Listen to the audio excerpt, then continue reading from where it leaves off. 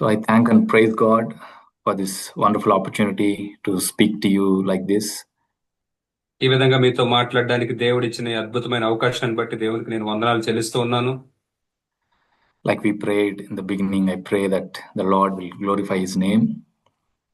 మనం మొదట్లో ప్రార్థన చేసుకున్నట్లుగా దేవుడు తన నామాన్ని మహింపరచుకోవాలని నేను నమ్ముతున్నాను. I want to begin with a verse from the Song of Moses. It is written in Deuteronomy chapter 32. నేను మోషే రాసిన పాటతో మొదలు పెట్టాలనుకుంటున్నాను. అది ద్వితీయోపదేశకాండం 32వ అధ్యాయంలో రాయబడింది. Verse 3 and 4. 3-4 వచనాలు.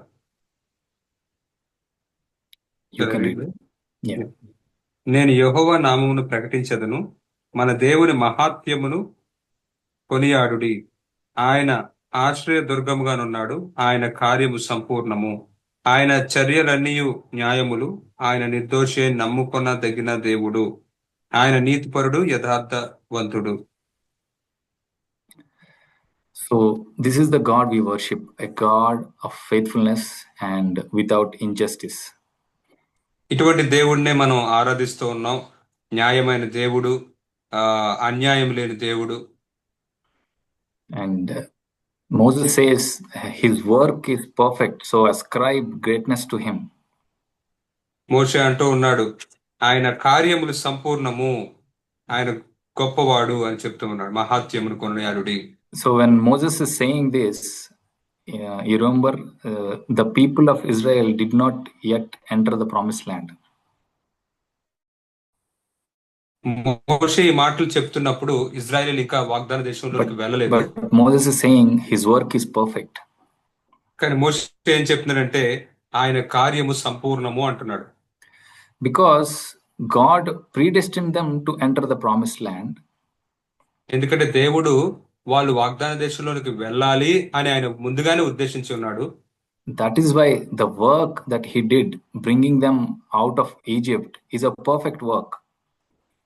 అందుకోసమే దేవుడు వాళ్ళని ఐగుప్తు నుంచి బయటికి తీసుకొచ్చిన ఆ పని సంపూర్ణమైన పని. Not to kill them in the wilderness, వారిని అరణ్యంలో చంపేయడానికి కాదు, but to bring them to the promised land. వారిని వాగ్దాన దేశంలోకి తీసుకురావడానికి. So sometimes we may think, God has favorites, so he will take only few into the promised land. Maybe this is not for me. కొన్నిసార్లు కొంతమంది మనలో ఏమని ఆలోచించవచ్చు అంటే, దేవుడికి ఇష్టమైన వాళ్ళు కొంతమంది ఉంటారు, వారినే దేవుడు వాగ్దాన దేశంలోకి తీసుకెళ్తారు, నన్ను కాదు, నాకు కాదు అని అనుకుంటూ ఉండొచ్చు. So before you begin to think like that, remember this verse that we read. God is a God of faithfulness and he is without injustice. అయితే మీరు ఆ విధంగా ఆలోచించక ముందు ఈ విషయాన్ని మాత్రం జ్ఞాపకం ఉంచుకోండి. మన దేవుడు నమ్మదగిన వాడు, ఆయన యొక్క చర్యలన్నీ న్యాయములు. In Philippians chapter 1 verse 6, Paul writes, ఫిలిప్పీయులకు రాసిన పత్రిక 1:6 పౌలు ఈ విధంగా రాస్తూ ఉన్నాడు, He who began a good work in you will perfect it until the day of Christ Jesus. మీలో ఈ సత్క్రియను ఆరంభించిన వాడు యేసుక్రీస్తు దినం వరకు దానిని కొనసాగించును. So how did he began that good work in us? ఆయన ఆ మంచి పనిని, ఆ సత్క్రియని మనలో ఎలా మొదలు పెట్టాడు? He wrote faith in our hearts. ఆయన మన హృదయాల్లో విశ్వాసాన్ని రాశాడు. So we could come to him and be justified. తద్వారా మనం ఆయన దగ్గరికి వచ్చి మనం నీతిమంతులుగా తీర్చబడగలుగుతాం. Why did he do that? Not to leave me alone like we sang. ఏదో నన్ను అలా వదిలేయడానికి, ఒంటరిగా వదిలేయడానికి కాదు, మనం ఇప్పుడు పాటలో పాడుకున్నట్లుగా. He will never leave me. He will take me to the promised land.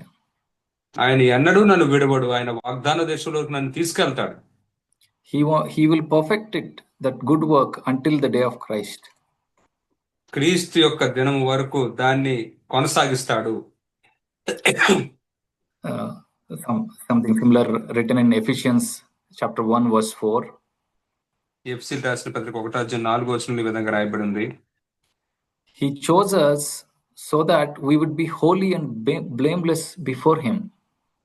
మనం ఆయన ఎదుట పరిశుద్ధమును నిర్దోషములై ఉండాలని ఆయన మనల్ని ఎన్నుకున్నాడు, నిర్ణయించుకున్నాడు. That is why he chose us. అందుకోసమే ఆయన మనల్ని ఎన్నుకున్నాడు. Not just chose us and he expects us to do work with our own strength. ఏదో ఆయన మనల్ని ఎన్నుకున్న తర్వాత మనమే మన సొంత శక్తితో వాటిని చెయ్యాలని ఆయన ఏదో ఆశిస్తూ ఉంటాడు అని కాదు. He chose me with a purpose, that is so that I would be holy and blameless before him. ఆయన నన్ను ఎందుకు ఎన్నుకున్నాడంటే తన ఎదుట పరిశుద్ధమును నిర్దోషముగా నేను ఉండాలని ఆయన నన్ను ఎన్నుకున్నాడు. Another verse in Romans chapter 8 verse 29. ఇంకొక వచనం రోమీయులకు రాసిన పత్రిక 8వ అధ్యాయం 29వ వచనం. For those whom foreknew he also predestined to become conformed to the image of his son. దేవుడు ఎవరిని ముందు ఎరుగెనో వారు తన కుమారునితో సారూప్యము గలవారవుటకు వారిని ముందుగా నిర్ణయించాను.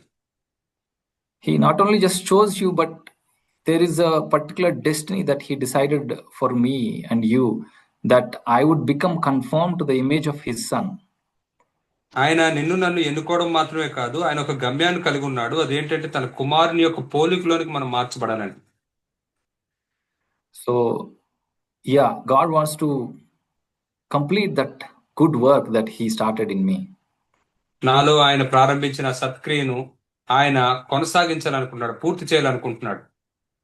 So one of the titles of Jesus given in Hebrews is he is the author and the perfecter of our faith. యేసయ్యకి ఇచ్చిన బిరుదుల్లో ఒక బిరుదు ఏంటంటే ఆయన మన విశ్వాసాన్ని యొక్క కర్తయు దాన్ని కొనసాగించువాడు. So how is he going to perfect it? ఎలాగ ఆయన కొనసాగించబోతున్నాడు దాన్ని? So we'll look at a few examples how God helped different people. The first example we look at it in Luke chapter 22. మనం వేరు ఉదాహరణలు చూద్దాం. వేరు వ్యక్తులకి దేవుడు ఎలా సహాయం చేశాడో మనం చూద్దాం. మొదటిగా లూకా సువార్త chapter Luke chapter 22 verses 31 and 32.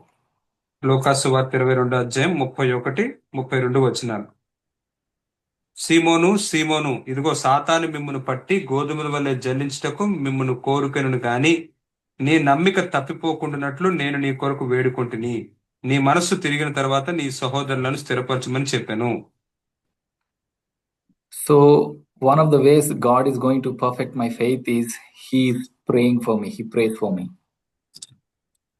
ఓ దేవుడు నన్ను పరిపూర్ణంగా చేసే ప్రక్రియలో ఒక మా పద్ధతి ఏంటంటే ఆయన నా కొరకు ప్రార్థన చేస్తూ ఉంటాడు. So am I like Peter, overconfident? నేను పేతురులాగా నా మీద నేనే చాలా నమ్మకాన్ని కలిగి ఉన్నానా? Have I fallen in times of pressure? ఒత్తిడి సమయాల్లో నేనేమన్నా పడిపోయానా? Not just 3 times, maybe 300 times in a day. 3 సార్లు కాదు, రోజుకు 300 సార్లు పడిపోయానా? So I want to remember that Jesus has already prayed for me. నేను గుర్తుంచుకోవాల్సిన విషయం ఏంటంటే యేసయ్య నా కొరకు ఆయన ఇప్పటికే ప్రార్థన చేస్తున్నాడు. He prayed so that my faith will not fail. నా విశ్వాసం తొలగిపోకూడదని ఆయన నా కోసం ప్రార్థన చేశాడు. We have entered new year. For some of us it may be a good start. మనం కొత్త సంవత్సరంలో ప్రవేశించాం. మనలో కొంతమందికి ఇది మంచి ప్రారంభంగా ఉండొచ్చు. You started seeing some good results in your life. మీ జీవితాల్లో కొన్ని మంచి ఫలితాలు చూస్తూ మీరు ప్రారంభించుండొచ్చు. For some of you it may not be like that.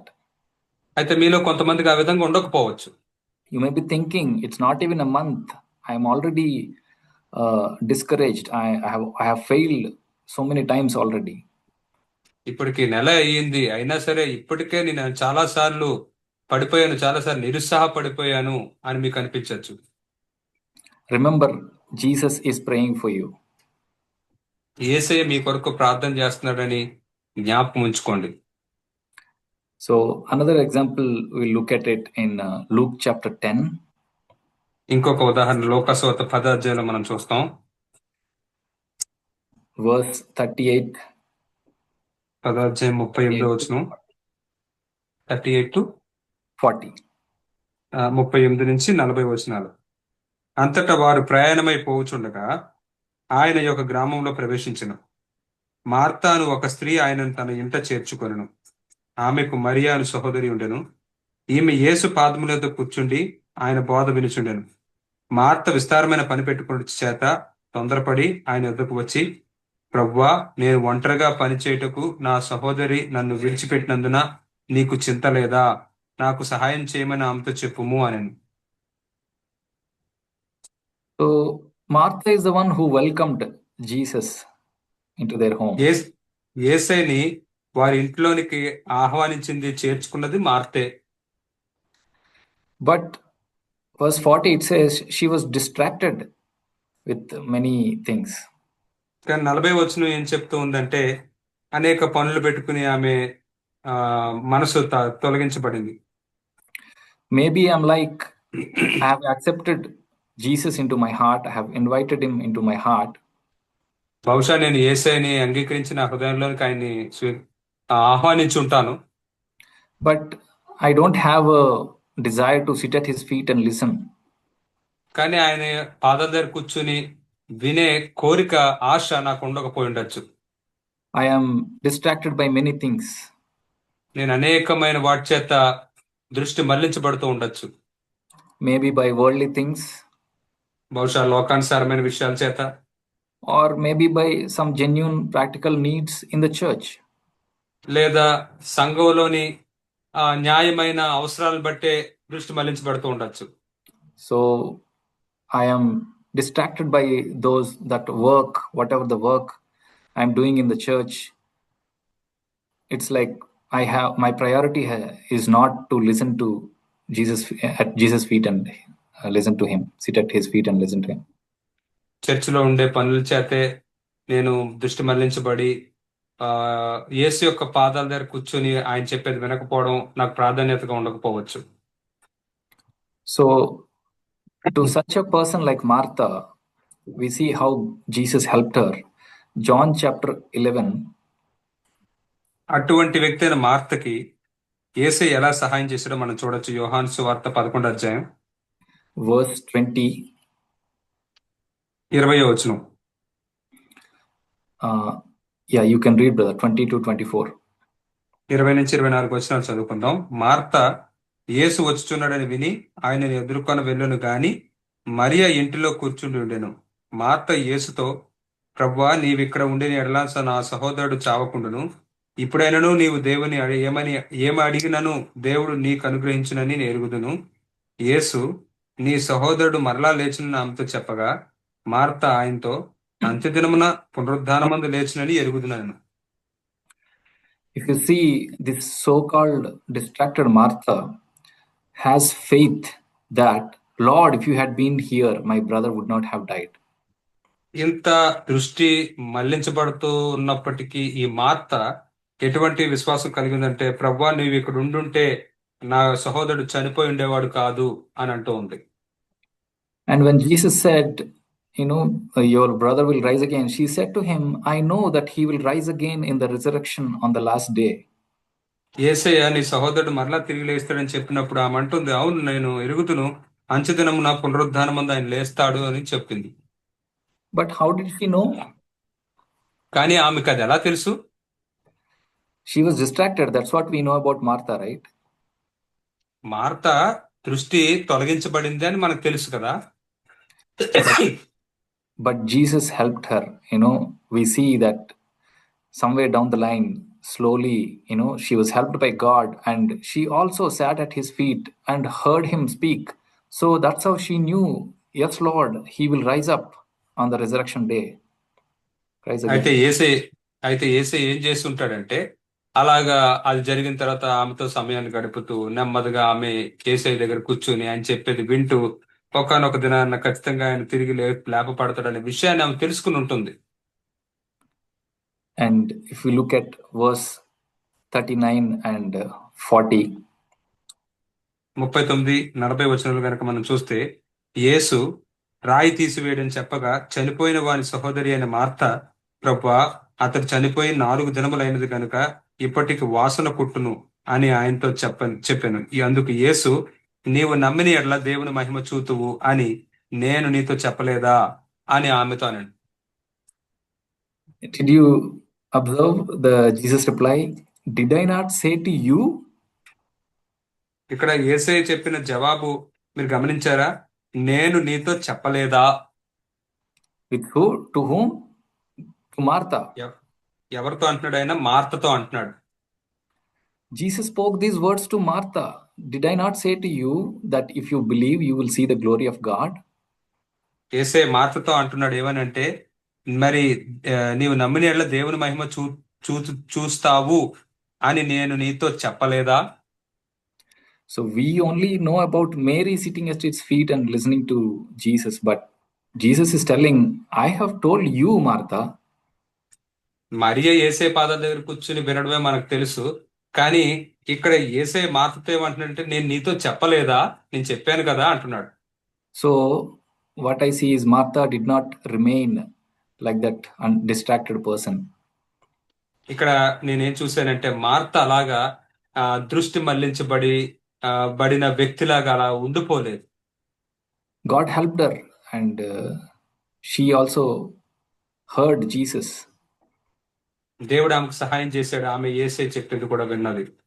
John chapter 12 verse 2, we see the result of it. యోహాను సువార్త 12:2 దాని యొక్క ఫలితాన్ని మనం చూస్తాం. మార్త ఉపచారం చేసెను, లాజరు ఆయనతో కూడా భోజనంలో కూర్చున్న వారిలో ఒకడు. So Martha was serving now. ఇప్పుడు మార్త ఇక్కడ ఉపచారం చేస్తూ సేవ చేస్తుంది. Earlier she was distracted, but now she is serving.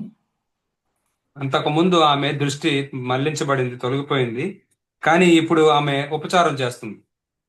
She became a blessing to others now. ఇప్పుడు ఆమె ఇతరులకు ఆశీర్వాదకరంగా అయిపోయింది. There are no complaints. ఇప్పుడు ఇంకా ఏం ఫిర్యాదులు లేవు. It is the same work, but there is no distraction, but she has become a blessing to others. ఇప్పుడు కూడా అదే పని చేస్తూ ఉంది, కానీ ఇప్పుడు ఏమి దృష్టి మళ్లించబడ్డాలు లేవు, ఇంకా ఉత్సాహంగా చేస్తూ ఉంది. God can make you and me also a blessing to others. దేవుడు నిన్ను నన్ను కూడా ఆ విధంగా ఇతరులకి ఆశీర్వాదకరంగా చేయగలడు. So another example, we'll look at it in Genesis chapter 18. ఇంకొక ఉదాహరణ మనం ఆదికాండం 18వ అధ్యాయంలో చూస్తాం. Genesis chapter 18 verse 10. ఆదికాండం 18వ అధ్యాయం 10వ వచనం. So అందుకైన the context is 3 men appeared to Abraham and he gave them food, and they are talking to Abraham here. అయితే ఈ సందర్భం ఏంటంటే, ముగ్గురు అబ్రహాం దగ్గరికి వచ్చారు, అబ్రహాం వారికి ఆహారం పెట్టాడు, వారు ఆయనతో మాట్లాడుతూ ఉన్నారు. And verse 10 and 12 and 14. 10, 12, 12 to 14 there. Yes, brother. 10 to 14 there. Yes, brother, you can read 10 to 14. 10 నుంచి 11 వచనం చదువుకుందాం. అందుకైన మీదటికి ఈ కాలమున నీ యొద్దకు నిశ్చయంగా మరలా వచ్చేదను, అప్పుడు నీ భార్య అయిన షారాకు ఒక కుమారుడు కలుగునని చెప్పాను. షారా ఆయన వెనుక మండిన గుడారపు ద్వారమందు నీవు వినుచుండెను. అబ్రహాము షారాయును బహుకాలము గడిచిన వృద్ధులై ఉండేది. స్త్రీ ధర్మము షారాకు నిలిచిపోయాను గనుక షారా, నేను బలము ఉడిగిన దానినైన తరువాత నాకు సుఖము కలుగునా, నా యజమానుడు వృద్ధుడై ఉన్నాడు కదా అని తనలో నవ్వుకొనెను. అంతటి యెహోవా అబ్రహాంతో, వృద్ధురాలనైన నేను నిశ్చయంగా ప్రసవించదనా అని షారా నవ్వనేలా, యెహోవాకు అసాధ్యమైనది ఏదైనా ఉన్నదా? మీదటికి ఈ కాలమున నిర్ణయ కాలమందు నీ యొద్దకు తిరిగి వచ్చేదను, అప్పుడు షారాకు కుమారుడు కలుగును అనెను. So Sarah is in despair. ఇక్కడ షారా ఎంతో నిరాశలో ఉంది. So she is laughing in despair. ఆ నిరాశలో నుంచి ఆమె నవ్వుతూ ఉంది. It is like a joke for her when she was told about being conceived. ఆమె గర్భం ధరిస్తుంది అనే విషయం తెలిసినప్పుడు అది ఆమెకి ఒక హాస్యాస్పదంగా ఉంది. For some of us, it may be like that. It is like a joke when somebody talks about victory over sin. పాపం మీద జయం గురించి ఎవరన్నా మనతో మాట్లాడినప్పుడు మనలో కొంతమందికి అలా జోక్ లాగా అనిపించవచ్చు. So you may be thinking that this Christian life is not for me. ఈ క్రైస్తవ జీవితం నా కొరకు కాదు అని నువ్వు ఆలోచిస్తూ ఉండొచ్చేమో. But the Lord is asking a question: is anything too difficult for the Lord? అయితే ప్రభు ఒక ప్రశ్న అడుగుతూ ఉన్నాడు, దేవునికి అసాధ్యమైనది ఏదన్నా ఉందా? So Sarah did not have any answer for that. దాని కొరకు సారా దగ్గర ఏం జవాబు లేదు. Because she did not have faith. She was in despair. ఎందుకంటే ఆమెకు విశ్వాసం లేదు, ఎంతో నిరాశలో ఉంది. But God helped her. కానీ దేవుడు ఆమెకు సహాయం చేశాడు. Genesis chapter 21 verse 1. ఆదికాండం 21వ వచనం, యెహోవా తాను చెప్పిన ప్రకారం సారాను దర్శించెను. The Lord took note of Sarah. దేవుడు సారాను దర్శించాడు. Not just Abraham, but he took note of Sarah. Abraham గురించి మాత్రం కాదు, సారాని గురించి దర్శిస్తూ ఉన్నాడు, పట్టించుకుంటున్నాడు. Verses 5 and 6. 5-6 వచనాలు. అబ్రహాము కుమారుడైన ఇస్సాకు అతనికి పుట్టినప్పుడు అతడు 100 ఏండ్లవాడు. అప్పుడు సారా, దేవుడు నాకు నవ్వు కలుగజేసెను, వినువారెల్లా నా విషయమై నవ్వుదురనెను. So Sarah was so gloomy that there was no smile on her face. సారా ఎంత ముఖం వికారంగా పెట్టుకుందంటే తన యొక్క ముఖం మీద నవ్వే లేదు. Because she was barren and there was no fruit in her life, so she lacked smile on her face. ఆమె గొడ్రాలుగా ఉంది, ఆమె ఫలించట్లేదు కనుక ఆమె ముఖం మీద చిరునవ్వు కనుమరుగైపోయింది. Whatever the smile or laughter she had, it was the laughter of despair earlier. ఆమెకి ఉన్న నవ్వు ఎలాంటిదంటే గతంలో తన జీవితంలో ఉన్న నవ్వు అంతా కూడా నిరాశలోంచి వచ్చిన నవ్వు. But what she is testifying here, the Lord has made laughter for me. అయితే ఇక్కడ ఆమె ఏమి సాక్ష్యం చెప్తూ ఉంది, దేవుడు నాకు నవ్వు కలిగజేసెను. Once it was a laughter of despair, but now it is a laughter of joy. ఒకప్పుడు అది నిరాశలోంచి వచ్చిన నవ్వు, ఇప్పుడు మాత్రం అది ఆనందంలోంచి వస్తున్న నవ్వు. Is anything too difficult for the Lord? మరి ప్రభువుకి అసాధ్యమైనది ఏదన్నా ఉందా? Now Sarah can say, no, yes, nothing is difficult for him. ఇప్పుడు సారా చెప్పగలదు, లేదు, ఆయనకి అసాధ్యమైనది ఏదీ లేదు. So if we look at Hebrews chapter 11 verse 11, మనం గనక హెబ్రీయులకు రాసిన పత్రిక 11వ వచనం గనక చూస్తే, it is written, it was Sarah's faith. By faith, even Sarah herself received the ability to conceive. ఇక్కడ మనం చూస్తే విశ్వాసమును బట్టి సారాయి వాగ్దానం చేసిన వాడు నమ్మదగిన వాడని ఎంచుకొని గనుక తనను వయస్సు గతించిన దానిలో గర్భం ధరించటకు శక్తి పొందెను. See, the Lord helped a person like Sarah who gave up in despair. It was her faith which helped her to receive a son from the Lord. నిరాశలో ఇంకా వదిలేద్దాం, విడిచిపెట్టేద్దాం అనుకుని ఆ విధంగా నిరాశలో నవ్విన సారాని దేవుడు మరలా ఆమె విశ్వాసం ద్వారా ఆమె దేవుడి దగ్గర నుంచి కుమారుని పొందుకుంది. Sarah was so beautiful at the age of 90. Between Genesis 18 and 21, we see that King Abimelech took her. ఆదికాండం 18-21 మధ్యలో మనం చూస్తే ఆమె ఎంత అందంగా ఉండేదంటే ఆ రాజైన అబీమెలెకు ఆమెను తీసుకుని వెళ్ళాడు. And outwardly everything is fine. She is even good looking at that age, and even king thought he can even have her. మరి ఆమె బయటికి ఎంతో చాలా సుందరంగా కనపడుతూ ఉంది. ఆ రాజు కూడా ఆమెను నేను కలిగి ఉండొచ్చు కదా అని అనుకున్నాడు, అంత అందంగా ఉంది.